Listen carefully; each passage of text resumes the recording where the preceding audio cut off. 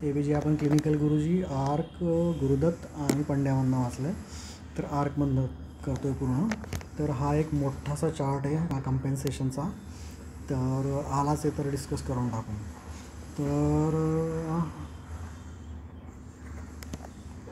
तर बघा,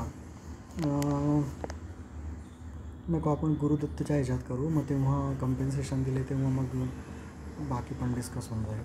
सध्या राहू द्या, सध्या बाकीचे कॉमन सिम्पल टॉपिक चालू करू. तर हायपॉक्सेमियाच्या रेंजेस आहेत: माइल्ड, मॉडरेट, सिव्हिअर, 80 to 90, 90, 80 आणि लेस दॅन 80. पण ठीक आहे, ह्या फिगर्स लक्षात राहणं महत्त्वाचं आहे.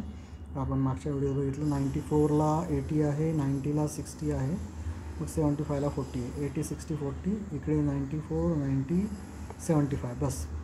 आणि इथे जर असेल ना, तर म्हणून तो म्हणतो की टार्गेट करा 94, 95ला. कमी किंवा जास्त झाला तर कळतं तुम्हाला. नंतर ऑक्सिजनेशन रेशो तुमचा 5 टाईम असतो. 200पेक्षा खाली झालं की मग शंट ग्रेटर दॅन 20% आहे असं म्हणतात. नंतर PaO2 किती असायला हा एजनुसार, 100 - 1/3 ऑफ द एज. एजनुसार डिफ्युजन कॅपॅसिटी कमी होते. शंट आहे ज्याला ऑक्सिजनेट होत नाही आहे, आणि डेड स्पेस हा आहे ज्याच्यात व्हेंटिलेशन परफ्युजन हे नाही होते, ऑक्सिजनेशन होत नाही आहे. तर न्यूमॉनिक असं वापरलं होतं की बाबा डेड म्हणजे तो ब्रीदिंग नाही होते तिथे, डेड डज नॉट ब्रीद. नंतर डेड स्पेसचं पण आहे कॅल्क्युलेशन की ॲनाटॉमिकल आहे, फिजिओलॉजिकल आहे आणि अल्व्हेओलर आहे. ॲनाटॉमिकल पॅसेज आहे. फिजिओलॉजिकलमध्ये ॲनाटॉमिकल पण सब पार्ट आहे, त्याच्यामुळे थोडं टर्मिनॉलॉजीचा मिसमॅच आहे. युजली 500 टायडल व्हॉल्यूम असेल तर 150 डेड स्पेस असते, म्हणून 350 येतो. म्हणून आपला जो हा इथे V/Q रेशोमध्ये V is 4 आणि ब्लड सप्लाय इज 5, तर V/Q 0.8 येतो. 0.8पेक्षा जास्त असेल तर व्हेंटिलेशन जास्त आहे, 0.8पेक्षा खाली आहे तर परफ्युजन जास्त आहे किंवा व्हेंटिलेशन कमी आहे. 1 लंगमध्ये होतं युजली. ठीक आहे. नंतर AA ग्रॅडियंट, तर अल्व्हेओलर गॅस इक्वेशन आहे. एक मिनिट थांबा, अल्व्हेओलर गॅस इक्वेशन बघून घ्यायचं का? बघून घेऊ. अल्व्हेओलर गॅस इक्वेशन म्हणजे अल्व्हेओलसमध्ये किती हा आहे, O2 आहे, कॅपिटल A फॉर अल्व्हेओलस. तर इन्स्पायर्ड वजा तुमचा CO2 करायचा आहे. तर ॲक्च्युली इन्स्पायर्डमध्ये ना तुमचं याचं डायल्युशन होऊन जातं H2Oचं, कारण की बाहेर ह्युमिडिफिकेशन नाही आहे, एअरवेमध्ये आल्यावर ह्युमिडिफिकेशन होतं, म्हणून तो वजा करावा लागतो आणि इनटू दॅट FiO2 करावं लागेल. नंतर तुम्हाला CO2 ब्लडमधनं CO2 याच्यात येतो, तर तो मोजण्याकरता तुम्हाला मग तो हे करावं लागेल, रेस्पायरेटरी कोशंटवाला वजा करावा लागेल. तर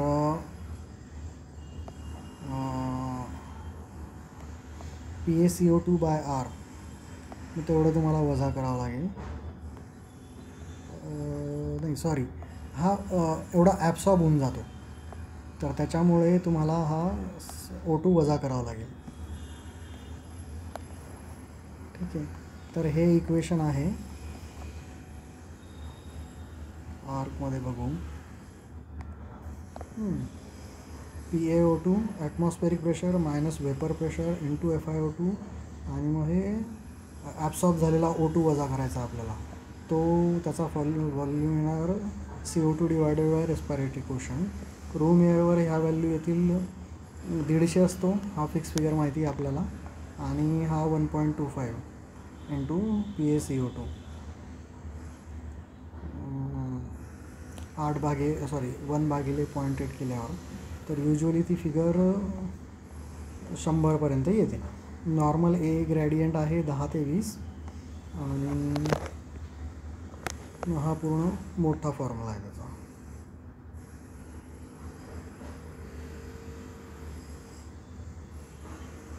ठीक आहे. हायपॉक्सियाची हायपरऑक्सिया 2 प्रकारचे बोलले आहेत त्याने, नॉर्मोबॅरिक आणि हायपरबॅरिक. इफेक्ट्स काय होतात? हायपरऑक्सिया पण टॉक्सिक आहे, त्याच्या टाईम रेंज शोधावी लागेल. तर आय थिंक 2 days, 1 मिनिट शोधून बघतो. O2 टॉक्सिसिटीची रेंज तुमचं 1 ते 2 दिवस दिलं 100% FiO2 तर मग ट्रकिओब्रॉन्कायटिस, अल्वेओलर आणि ARDS होतो. आणि 0.5 पण तुम्ही 1 ते 2 दिवस दिला तरी पल्मनरी इन्फ्लमेशन, atelectasis वगैरे होतो. म्हणून तुम्हाला तो 0.5 वगैरेच्या खालीच ठेवायचा आहे. मिनिमम FiO2 ठेवायचा आहे. नॉर्मल तर माणूस 0.21 म्हणजे 21%वर नॉर्मल राहतो. आणि मिनिमम त्याच्यामुळे म्हणतो 0.3 to 0.4 ठेवा. 0.5वर सुद्धा तुमचं O2 टॉक्सिसिटी होते. मॅक्सिमम EtCO2 तुम्ही 60पर्यंत टॉलरेट करू शकता. मिनिमम 30च्या खाली घेऊन जाऊ देऊ नका. नंतर तेच टॉक्सिसिटीमुळे फ्री रॅडिकल्स तयार होतात, त्याच्यामुळे सगळीकडे इंजुरी होऊन जाते. अपोप्टॉसिस आणि डॅमेज असोसिएटेड प्रोटीन्समुळे इन्फ्लमेशन चालू होऊन जातं. O2 टॉक्सिसिटी, न्यूबॉर्नमध्ये bronchopulmonary dysplasia, retrolental fibroplasia, retinopathy of prematurity होऊन जाते. म्हणून युनिटला 100% द्यायचं नाही. नंतर absorption, atelectasis, aggravation of bleomycin, lung injury, अशा काही गोष्टी आहे. आर्कमध्ये छोटे छोटे भरपूर पॉईंट दिले आहेत. बायकापच्या 3 व्हॅल्यूज दिल्या आहे. ॲक्च्युअल म्हणजे ॲक्च्युअली मेजर्ड आहे. एस्टिमेटेडसुद्धा इक्वेशनने मेजर होतो. जो स्टँडर्ड आहे तो PaCO2ला स्टँडर्डाईज केल्यामुळे तो दाखवतो फक्त मेटाबॉलिक कंपोनंट दाखवतो. मग रेस्पायरेटरी कम्पेन्सेशन वगळून मग तो फक्त मेटाबॉलिक कंपोनंट दाखवतो. तर स्टँडर्ड किंवा करेक्टेडच तुम्हाला बॅकअप बघायचं आहे याच्यावर. त्याच्यावरूनच त्यांनी बेस एक्सेस किंवा डेफिसिट मोजलेला आहे. नंतर role of kidney H+ secrete करतं आणि बायकार्ब ॲब्सॉर्ब करतं. तर ते येईल याच्यात. तर ॲसिड मेटाबॉलिझमचं प्रॉडक्ट आहे ॲसिड्स, आणि ते एक्सक्रिशन किडनीचं काम आहे. बफर्स आहेत बायकार्ब, प्रोटीन आणि बोनमध्ये पण बायकार्ब असतं.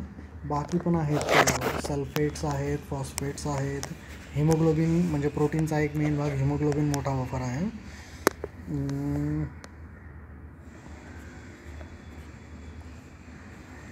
ठीक आहे. किडनी अमोनियम प्रोड्यूस करतं, त्याच्यामुळे ॲसिड एक्सक्रीट करतं अमोनियमसोबत.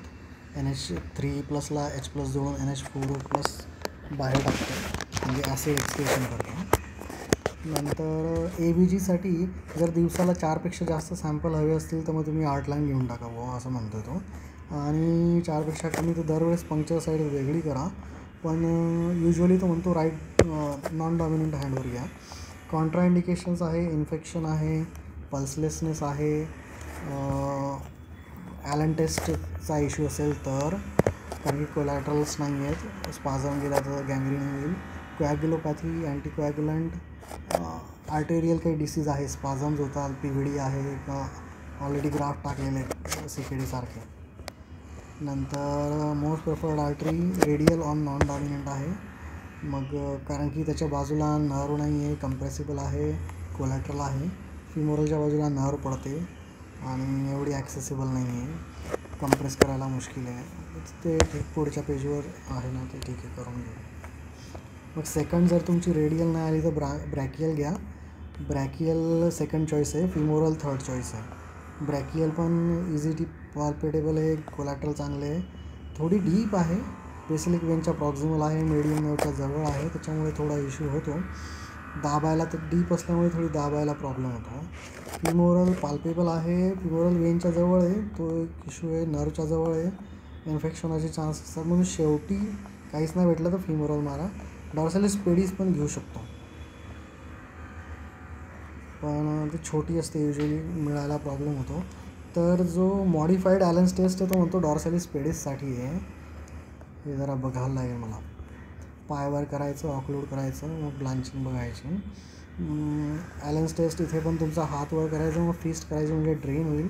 ड्रेन केल्यानंतर मग आर्टेरियल सप्लाय ब्लॉक करायचा आणि मग एक करून सोडायचं. 5 ते 7 सेकंदात होतं. अल्टरनेटिव्ह तुमचं डॉपलर किंवा प्लेथिस्मोग्राफी, तुमचा SpO2 प्रोब पण लावू शकतो. तर त्या म्हणजे एका साईडला फिंगरला लावा, दुसऱ्या साईडला याला लावा, रिंग फिंगरला लावा, सॉरी लिटल फिंगरला लावा, तसं पण करू शकतो. नंतर प्रेशर द्यायचे 5 मिनटं, कमीत कमी 15 मिनटात 10 ते 15 मिनटाच्या बियॉन्ड जात असेल तर तुम्हाला आईस बॅग द्यावी लागते. आणि 10 ते 15 मिनटाच्या नंतर टेस्ट करायची त्याचा काही अर्थ नाही राहत, कारण की आर्टिकल गॅसेस चेंज होतात. बघा, आईस बॅग लागते. 1 तासाच्या आत स्टेबल राहतो तो आईसवर, त्याच्यानंतर त्याचे काही व्हॅल्यूज नाही राहत. हां, नॉर्मलाईज व्हायला किती वेळ लागतो तुम्ही FiO2 वगैरे चेंज केला तर नॉर्मली 3 ते 5 मिनटं म्हटलं आहे त्याने, 3 ते 10 मिनटं. पल्मोनरी डिसीज जर नसेल तर, डिसीज असेल तर थोडा अर्धा तासापर्यंत जाईल. हिपॅरिन असेल एक्सेस तरी इश्यू होतो, कारण की त्याच्या pH, PO2, PCO2 values near room temperature आहे. नंतर बबल्स असतील तरी प्रॉब्लेम होतो. PO2 असणार त्याच्यात सी लेवलचा, PCO2 असणार 0, त्याच्यामुळे तो इश्यू होतो. टेम्परेचर करेक्टेड व्हॅल्यूज घेऊ शकतो बायपासवर असेल तर, अदरवाईज नॉर्मली टेम्परेचर नॉन करेक्टेडच व्हॅल्यू घेतात लोक.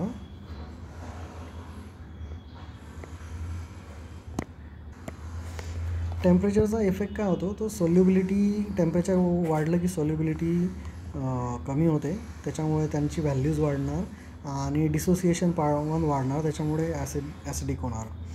तर solubility is inversely proportional to temperature आणि temperature is directly proportional to dissociation. झाला मुद्दा. नंतर oxygen carrying capacity of blood, तर सॅच्युरेशन पर हिमोग्लोबिन 1.34 ml आणि पर PaO2 0.003. तर हा करून ती फिगर 39 समथिंग येते. डिझॉल्टची व्हॅल्यू खूप कमी आहे, मेनली बाइंडच जास्त आहे, बाउंड फॉर्म जास्त आहे. नंतर दुसरा जो स्टिवार्ट अप्रोच आहे तो आपण नाही करत, क्लासिकल किंवा ट्रॅडिशनल अप्रोचच करतो. pH is pKa plus log pH bicarb upon PCO2. तर हा फॉर्म्युला आहे, त्याच्यात मग पुन्हा इथे 6.1 हा pKa आणि इथे 0.3 मल्टिप्लाय करावं लागतं. थोडंसं कॅल्क्युलेशन मुश्किल आहे, पण in short pH is directly proportional to bicarb, inversely proportional to CO2. हा अप्रोच आपल्याला शिकवलेला नाही आणि कोणी म्हणत पण नाही करायला, त्याच्यामुळे सोडून द्या. नंतर हे पुन्हा करेक्शनचे आहेत फिगर, या आपण गुरुदत्त येईल तेव्हा डिस्कस करून घेऊ. सिंगल ॲसिड बेस डिसऑर्डरमध्ये नियर नॉर्मल जातो, कधीच नॉर्मलाईज होत नाही. नॉर्मल आहे म्हणजे 2 किंवा त्याच्यापेक्षा जास्त प्रायमरी डिसऑर्डर्स आहेत pHच्या. रेस्पिरेटरी फेल्युअरचे 2 रिझन्स आहेत, दोन प्रकार आहेत, टाईप 1, टाईप 2. टाईप 1 इथे छान दिलं आहे आपलं. हां, टाईप 1 इज लंगचं फेल्युअर आहे, टाईप 2 इज पंपचं फेल्युअर आहे, ऑक्सिजनेशनचं फेल्युअर आहे, इथे व्हेंटिलेशनचं फेल्युअर आहे, इथे रेस्पिरेटरी इन्सफिशियन्सी. त्याला म्हटलं हायपॉक्सेमिक, इथे हायपर कॅप्निक आहे. मग सॅच्युरेशन कमी होणार, PaO2 कमी होणार, इथे PaCO2 50च्या वर जाणार, तर मग तो हायपर कॅप्निक फेल्युअर आहे. त्याच्यानंतर टाईप 3 आणि टाईप 4 पण त्यांनी नवीन डिवाईस केले. Type 3 post surgery, post anaesthesia आहे आणि टाईप 4 हा शॉकमध्ये आहे. तर ॲक्च्युली टाईप 3मध्ये ऑक्सिजनेशन कमी होतं, तो ॲक्च्युली टाईप 1च आहे. आणि टाईप 4 परफ्युजन कमी झाल्यामुळे मसल विकनेसमुळे होतो, व्हेंटिलेटरी फेल्युअर होतो, म्हणून तो ॲक्च्युली टाईप 2च आहे. त्याच्यामुळे त्यांची ट्रीटमेंट वगैरे हे होईल. पेरी ऑपरेटिव्ह जसं की पेन असेल, रिस्ट्रिक्शन असेल, ॲटलेक्टॅसिस असेल, ॲनेस्थेशियाचा इफेक्ट असेल, इमोबिलिटी असेल, या गोष्टीमुळे V/Q मिसमॅच होतो, ऑक्सिजनेटिव्ह फेल्युअर आहे. शॉकमध्ये तिथे ब्लड सप्लाय पोहोचत नाही आणि फटीग होतो, त्याच्यामुळे व्हेंटिलेटरी फेल्युअर आहे. तर ट्रीटमेंटसाठी त्यांनी हे केलं आहे, पण as such it doesn't make much of sense. नंतर ऑस्मोलर गॅप, 1-2 छोट्या वेगवेगळ्या कन्सेप्ट त्यांनी ॲड केल्या. ऑस्मोलर गॅप नॉर्मल 15 असते, 15च्या वर गेली की मग काहीतरी इश्यू आहे. नॉर्मली ऑस्मॉटिकली ॲक्टिव्ह एजंट आहेत तुझे सोडियम आणि क्लोराईड मेनली. ग्लुकोज आहे, ग्लुकोज आणि युरिया. तर यांच्या आपण युजली मिलीग्रॅम पर डेसिलिटर मोजतो. हे त्यांचे भागीतलं की मग त्यांचे मिलीमोल व्हॅल्यूज भेटतात 18. त्याच्यामुळे हा कन्व्हर्जन फॅक्टर पण आहे. मिलीमोल आणि मिलीग्रॅम डेसिलिटर हा याचा कन्व्हर्जन फॅक्टर आहे. तर 1.4 पर एक्सेस ग्लुकोज पर्सेंटेज तेवढं सोडियम तुझं वाढतं. काय होतं, ग्लुकोज हा युजली ऑस्मॉटिकली इन्सिग्निफिकंट आहे. सिव्हिअर हायपरग्लायसेमियामुळे ऑस्मोलॅरिटी वाढते, water intracellular to extracellular shift होतं. त्याच्यामुळे मग ते फिक्शिशियस हायपोनॅट्रिम होतं डायल्युशनमुळे. म्हणून ते करेक्ट करावं लागतं. नाहीतर तुम्ही कमी समजून जास्त सोडियम वाढवायला जाल मग तो सोडियम ओव्हरलोड येईल. एवढाच फंड आहे. नंतर मग त्यांनी एक्झाम्पल्स दिलेत. एक्झाम्पल्स घ्यायचेत का? I don't think. आपण एक्झाम्पल्स ते पंड्यामध्ये ना वगैरे नंतर किंवा गुरुदत्तचे सेपरेटली घेऊन टाकू. ठीक आहे. दिस कन्क्लूड्स आर्क.